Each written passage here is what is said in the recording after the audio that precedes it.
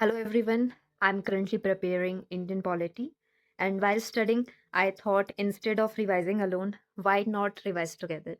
So today we are starting the chapter 1, the historic background making of constitution, second chapter, third chapter, and fourth chapter. And if you are preparing for state exam or any center exam, this will help both of us. So, okay, have you ever wondered why India is called a union of state, not a federation? I came across this while studying Lakshmikant, and today let's understand it together in the simplest way possible. If I miss anything, correct me in the comments. So, for the understanding of this, we will go through the chapter first. So, it is the historic background and Indian constitution ऐसा नहीं है कि एक ही दिन में बन गया था. It has a very long journey. तो वो जो जर्नी स्टार्ट हुआ था that come started from when Britishers came to the India. तो 1600 ईस्वी में जो ब्रिटिशर्स थे वो लोग इंडिया आए थे. ब्रिटिशर्स ही नहीं थे, बाकी और भी थे जो इंडिया आए थे. पुर्तगाली थे, डच थे, बट मेनली जो जिन लोगों ने शासन करना शुरू किया वो लोग थे ब्रिटिशर्स. सो वी विल अगर हम ये डेवलपमेंट देखते हैं अपने कॉन्स्टिट्यूशन का, हम पूरा हिस्ट्री नहीं करेंगे, ओनली जो पॉलिटिकल पार्ट है उसी चीज़ से स्टार्ट करते हैं. तो जो हमारा पॉलिटिक्स में जो हमारी कॉन्स्टिट्यूशन का डेवलपमेंट होता है वो स्टार्ट होता है 1773 टू 1947. तो 1973 में रेगुलेटिंग एक्ट आता है और इसको पारित किया गया था. क्यों? इसके पीछे एक तो 2 पावरफुल चीज़ें रही थी. एक तो था बैटल ऑफ प्लासी और बैटल ऑफ बक्सर. और इसके बाद कहीं न कहीं क्या हुआ था कि जो एक दीवानी थी वो ब्रिटिशर्स को मिल गई थी, एक पावर उनको मिल गई थी और वो एक रूल में आ गए थे. और इनके जो मेजर प्रोविजंस थे वो क्या थे कि इन्होंने क्या किया कि गवर्नर ऑफ बंगाल जो उस वक़्त के थे उनको गवर्नर जनरल ऑफ बंगाल बना दिया. एक नया वर्ड ऐड कर दिया दैट इज़ द जनरल. तो पहले गवर्नर थे उनको क्या बना दिया? Governor general of Bengal. और जो पहले गवर्नर जनरल थे वो थे वॉरेन हेस्टिंग्स. और इसी के साथ-साथ एक एग्ज़ीक्यूटिव काउंसिल बना दी गई 4 लोगों की. और supreme court, this is very important, जो सुप्रीम कोर्ट पहली बार इंडिया में एस्टेब्लिश हुआ और ये कलकत्ता में एस्टेब्लिश हुआ था 1774 में. और जो हमारे फर्स्ट चीफ जस्टिस थे वो थे एलिज़ा इम्फे. और इसके अलावा इम्पोर्टेंट अगर देखें तो भारत के प्रशासन पर ब्रिटिश संसद का पहला संवैधानिक नियंत्रण ये था कि रूल्स बनने शुरू हो गए थे कि एक एक्ट आया था. इससे पहले जो भी चीज़ें थी वो स्कैटर्ड वे में थी. This is the first act जिससे रेगुलेट करना शुरू हुआ. रेगुलेट करने का मतलब कि एक दिशा निर्धारण दिया गया कि इस तरीके से आपको शासन करना है. And after that there is a Pitt's India act जो 1784 में आया. और इसको विलियम पिट द यंगर के नाम से भी जाता है. तो इसने क्या इंट्रोड्यूस किया? ये लेके आया ड्यूअल कंट्रोल, द्वैध शासन प्रणाली लेके आया. इसमें 2 चीज़ें आई. एक तो आया कोर्ट ऑफ डायरेक्टर और दूसरा आया बोर्ड ऑफ कंट्रोल. तो 2 तरीके की अभी काउंसिल्स बन गई. जो पहले काउंसिल थी सिर्फ 4 मेंबर की, बट अभी क्या है कोर्ट ऑफ डायरेक्टर. मतलब ये क्या करेंगे? सिर्फ कमर्शियल मैटर्स को देखेंगे, व्यापारिक कार्यों को देखेंगे. और एक बोर्ड ऑफ कंट्रोल बन गया पिट्स इंडिया एक्ट से, जो राजनीतिक और प्रशासनिक दोनों कार्यों को देख रहे हैं. और ये इम्पोर्टेंट था क्योंकि ब्रिटिश गवर्नमेंट का एक पूरा कंट्रोल डायरेक्टली पॉलिटिकल कंट्रोल उन्हें मिल गया था. Then after that there is a chartered act, very important, 1813 में ये आया था. और इसने क्या किया? कंपनीज़ का जो ट्रेड मोनोपोली है वो ख़त्म कर दी थी. सिर्फ़ चाय में जो कंपनी थी ब्रिटिश इंडिया कंपनी वही अपना ट्रेड को कंटिन्यू कर सकती थी. और चाइना के साथ जो ट्रेड था सिर्फ़ उसी में ही उनका मोनोपोली रखा था, बाकी को ख़त्म कर दिया गया था. मतलब जब कंपनी इंडिया आई थी तो उसको एक चार्टर मिला था. उसको एक बोल सकते हैं कि उन्हें एक हिसाब से प्रोविज़न दिया गया कि आप जाइए और आप जो वो कंपनी थी सिर्फ़ वही इंडिया पे व्यापार कर सकती है. तो ये जो मोनोपोली थी वो ख़त्म कर दी गई थी. और इसके साथ-साथ पहली बार जो की है 1 लाख रुपए एजुकेशन के लिए दिए गए. First state responsibility toward education ये लिया गया था. और क्रिश्चियन मिशनरियों को अनुमति दी गई कि वो लोग इंडिया आए और अपने जो धर्म है उसको सेपरेट करना शुरू करें इंडियंस के बीच. So this is also very important. और ये जो एजुकेशन के लिए भी पैसे खर्च किए गए या फिर जो पैसे दिए गए, that is only for the western education, not for the Indian. So now there is a Chartered Act 1833.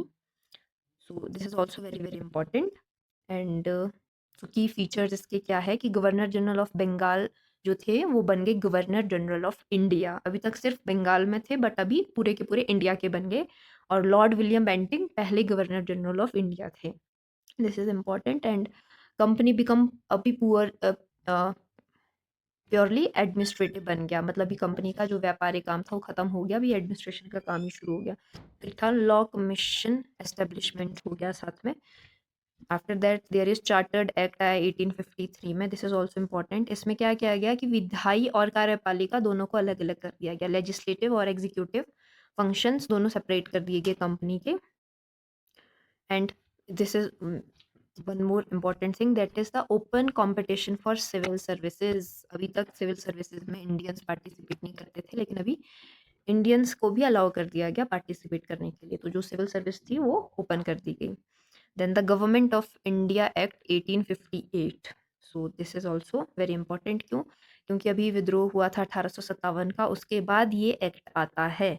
क्यों? क्योंकि अभी तक जो रूल था that was the British rule, but now it is sorry it was the company rule. लेकिन अभी 1857 के विद्रोह के बाद क्या हो जाता है, पूरा का पूरा जो रूल है वो क्राउन रूल आ जाता है. मतलब कि ब्रिटेन के पास, वहाँ की महारानी के पास तो रूल चला जाता है. द मेन प्रोविजन क्या थे कि कंपनी रूल एंड कर दी गई पहली चीज, और पावर ट्रांसफर्ड हो गई ब्रिटिश क्राउन को. और गवर्नर जनरल जो थे अभी उसका नाम चेंज होकर वाइसराय कर दिया गया है. ठीक है, वेरी इंपॉर्टेंट. और फर्स्ट जो हमारे वाइसराय थे दैट वाज लॉर्ड कैनिंग. और beginning of direct British rule जो है अभी उसकी जो बिगनिंग है, शुरुआत है, वो स्टार्ट हो चुकी है. Now there is one more thing, that is the Indian counselling act 1861. तो India's nominated to legislative council, ये इसकी फीचर्स थे. और पोर्टफोलियो सिस्टम इंट्रोड्यूस, विभागीय प्रणाली शुरू कर दी गई थी. Indian council act 1892. इसमें क्या हुआ, बजट पर डिस्कशन अलाउड कर दिया गया और इनडायरेक्ट इलेक्शन इंट्रोड्यूस कर दिए गए. ठीक है, तो इससे पहले भी बजट जो बनता था उस पर कोई डिस्कशन नहीं होता था, कोई आवाज़ नहीं उठा सकता था. जो ब्रिटिश सरकार ने एक हिसाब से बना दिया है वो फाइनल है. बट अभी जो इंडियन काउंसिल्स एक्ट आए उसके बाद क्या हुआ, धीरे धीरे इंडियंस समझने लगे कि ब्रिटिशर्स क्या चीज़ कर रही है. तो इसीलिए अब जो बजट है उस पर डिस्कशन को अलाउड कर दिया गया. And after that there is Morley Minto reforms 1909. तो ये बहुत ज़्यादा इम्पोर्टेंट रिफॉर्म है मॉर्लेमेंटो का. और इससे इसको जो कि सेपरेट इलेक्टोरेट्स फॉर मुस्लिम्स है ना, अभी मुस्लिमों के लिए क्या कर दिया गया, पृथक निर्वाचन शुरू कर दिया गया. और इससे सांप्रदायिक राजनीति को बढ़ावा मिला. Then government of Indian act 1919. तो मॉन्टेग्यू फुल रिफॉर्म इसे कहा जाता है. तो इंट्रोड्यूस्ड ऑफ डायरेक्ट, पहली बार द्वैत शासन शुरू हुआ था. रिजर्व्ड सब्जेक्ट गवर्नर के पास थे और ट्रांसफर्ड सब्जेक्ट इंडियन मिनिस्टर्स के पास थे, क्योंकि द्वैत शासन है ना, तो दो अलग अलग ही. So basically we are just revising over here. I'm considering that you have already go through these things, so we are just revising and come to know what are in the this book of Lakshmikant, so that we can give a touch to these things. The government of India act 1935, very very important act. क्योंकि आज का जो हमारा constitution जो दिखता है वो कहीं ना कहीं उसका उस पर जो इम्पैक्ट है वो 1935 के इंडियन एक्ट का बहुत ज़्यादा है. तो मुख्य विशेषता क्या है, प्रांतीय संवियता थी, प्रोविंशियल ऑटोनोमी आ गया और फेडरल कोर्ट एस्टेब्लिशमेंट हो गया. तो फर्स्ट चीफ जस्टिस जो थे वो थे मोराइस गवैयर. एंड देयर और एक 3 लिस्ट इस टाइम तक इस एक्ट में था, दैट इज द फेडरलिस्ट, प्रोविंशियलिस्ट और कॉन्करेंट लिस्ट, जो दोनों में रहेगा, फेडरल में भी और प्रोविंशियल्स में भी. और ये अभी तक ये जो 3 लिस्ट है वो अभी तक कंटिन्यू हो रहा है. तो अभी तक ये 3 लिस्ट रहता है जो कि सेंटर में है, स्टेट में, और दोनों के पास मिक्स है. Now the Indian independence act 1942, very very important. So तभी इसमें क्या हो जाता है कि partition of Indian and Pakistan, British rule ended हो गया. 15 अगस्त 1947 को हमें फ्रीडम मिल गया. Now this is all about the chapter first, so we will move the second chapter. So it is the making of the constitution. तो idea of constitution assembly जो पहली बार idea दिया गया था वो दिया गया था एम एन रॉय द्वारा 1934 में, just before government of Indian act 1935 के एक साल पहले। और फिर कैबिनेट मिशन प्लान उसके बाद हुआ 1946 में। उसके मेंबर्स जो थे इन लोगों ने भी कहीं ना कहीं क्या किया कि एक आइडिया लेके आए about the making of the constitution. And then constitution assembly strength हुआ, संविधान सभा की संख्या बनाई, संविधान सभा बनाएगी जिसमें इनिशियली 389 लोग थे लेकिन पार्टीशन के बाद डिवाइड हो गए। तो after partition there was 299 people, but जिन लोगों ने कॉन्स्टिट्यूशन को साइन किया वो लोग थे 284। तो पहली जो मीटिंग हुई हमारी, जो ड्राफ्टिंग कमेटी थी या हम बोले जो कॉन्स्टिट्यूशन को लेके मीटिंग था, वो हुई थी 9 दिसंबर 1946 को constitution hall new Delhi, central hall of parliament. तो उस वक्त टेम्परेरी जो चेयरमैन थे दैट वाज सच्चिदानंद सिन्हा, और परमानेंट चेयरमैन जो बने वो थे राजेंद्र प्रसाद। तो ये इंपॉर्टेंट है, कई बार क्वेश्चन आ जाता है। तो टेम्परेरी चेयरमैन हुआ Sachchidananda Sinha, so remember this. Now there is a drafting committee. तो drafting committee formed 29 August 1947, chairman B.R. Ambedkar, और he is called the chief architect of Indian constitution of course. So constitutional advisor जो थे वो थे B.N. Rao। और कितना समय लिया गया, 2 साल 11 महीने 18 दिन हमारे कॉन्स्टिट्यूशन को बनने में लगी, और कुल लागत आई थी 63.96 lakh rupees at that time. और अगर हम अडॉप्शन की बात करें तो 26 नवंबर 1949 को हमने अपना कॉन्स्टिट्यूशन औपचारिक रूप से स्वीकार कर लिया था, उसको अडॉप्ट एक्सेप्ट कर लिया है ना। तो एक्सेप्ट और इन्फोर्समेंट इसमें कंफ्यूजन हो जाता है, तो अडॉप्शन 26 नवंबर 1949 को था। उसी दिन इन्फोर्समेंट इसीलिए नहीं किया गया, क्यों वो भी हम समझेंगे। तो इन्फोर्समेंट हुआ था 26 जनवरी 1950 को। Why the state to honour Purna Swaraj declaration. और पूर्ण स्वराज डिक्लेरेशन क्या था, एक अधिवेशन हुआ था लाहौर में 1929 को, और प्रेसिडेंट थे जवाहरलाल नेहरू। उसी वक्त पहली बार क्या हुआ था कि अभी पूरी तरीके से हमें स्वराज चाहिए, पूरी तरीके से हमें फ्रीडम होना है, ये सोच रखी गई थी। और 29 जनवरी वो डेट चूज किया गया था, तो उसी के उपलक्ष्य में अभी इसी दिन हमारा जो कॉन्स्टिट्यूशन है उसको लागू किया गया। And we will also come to know about national flag. तो इसके डिजाइनर थे पिंगली वेंकैया, अडॉप्टेड 22 जुलाई 1947। And colours there are saffron, sacrifice को ये इसका मीनिंग है white truth and peace, green is prosperity, Ashoka Chakra है जो धर्म को रिप्रेजेंट करता है। नेशनल एंथम जनगण मन, written by Rabindranath Tagore, adopted 24 January 1950, 2 days before the enforcement of the Indian Constitution, and duration कितना है 52 seconds। नेशनल सॉन्ग है Vande Mataram, written by Bankim Chandra Chattopadhyay from Anand Math से इन्होंने ये लिया है। Now there is chapter 3, so it is the concept of constitution, संविधान की अवधारणा। So a constitution is the supreme law of land. तो ये हमारे पूरे देश का सबसे सर्वोच्च कानून है, और it defines government structure, distribution of power, rights of citizens, and law of rule of law. So this was given by V Dicey. So main principles क्या है, supremacy of law, equality before law, है ना। तो these are very, ये बहुत important चीज़ें हैं जो आज हम इतने इजीली, इतने फ्रीडम के साथ घूम फिर रहे हैं या चीज़ें कर पा रहे हैं। This is because of these things, है ना। कानून सर्वोच्च है, सभी कानून के समक्ष समान है, और no arbitrary power. And there is the salient features, the भारतीय संविधान की प्रमुख विशेषताएं। So lengthiest written constitution, right, originally 395 articles, 22 parts and 8 schedules was there in originally written constitution, and there are also many things which we have borrowed from the another countries too. So from UK we borrowed the parliamentary system and the rule of law, है ना, law, विधि का शासन और संसदीय प्रणाली। USA से we have adopted the fundamental rights और judicial review। Ireland से directive principles, very very important. Canada से we have adopted the strong center, है ना, केंद्र का मजबूत होना जरूरी है। From Australia it is concurrent list। and the federal with unitary bias, very very important, this is the what we have discussed in the early in the starting। so the federal है संख्या एक व्यवस्था है। क्यों? क्योंकि centre भी है, state भी है, पावर दोनों के पास है, सेंटर के पास भी है, स्टेट के पास भी है।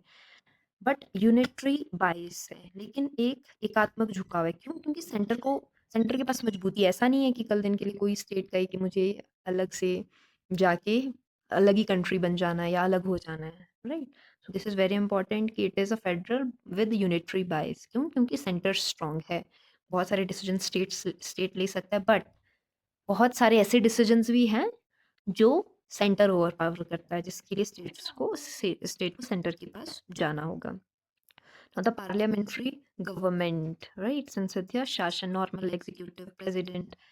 It's okay, sorry, it's nominal executive जो है, that is the president, and real executive is prime minister. That now independent judiciary, which is very very important है ना, तो ये guardian of constitution भी कहा जाता है, तो इनका independent होना बहुत ज़रूरी है। एंड द सेक्युलर स्टेट है, धर्मनिरपेक्ष राज्य है, कोई धर्म नहीं है, यूनिवर्सल अडल्ट फ्रेंचाइजीज है ना। देखिए पहले जो कि सार्वभौमिक वयस्क मताधिकार था, स्टार्टिंग में इट वॉज 21 ईयर, बट अभी इसको 18 ईयर्स कर दिया गया है 61st कॉन्स्टिट्यूशनल अमेंडमेंट के through. Now the fundamental duties, मौलिक कर्तव्य है ना, these are the salient features of our constitution. So these are the added by 42nd constitutional amendment. Fundamental duties, fundamental rights are there. So there are some very important dates which we really need to keep in mind. So these, that is the 1773 का regulating act, एक regulation था company के लिए कि how that company has to work. तो important things क्या था कि कलकत्ता में पहली बार कोर्ट बना था, and apart from it governor general of Bengal, को गवर्नर जनरल ऑफ बंगाल कहा गया। Then crown rule happens, and between there are a lot of things, and important dates हैं, I have just highlighted over there, and there are a lot of things which we have to go through in this. So I will make one more video in which we go in much more detail and much more good revision of these 4 chapters, and I maybe revise some MCQs from these 4 chapters, so I will share them also with you so that we can make our journey or this region much more better. So if I miss anything and I say anything wrong, then correct me in the comment.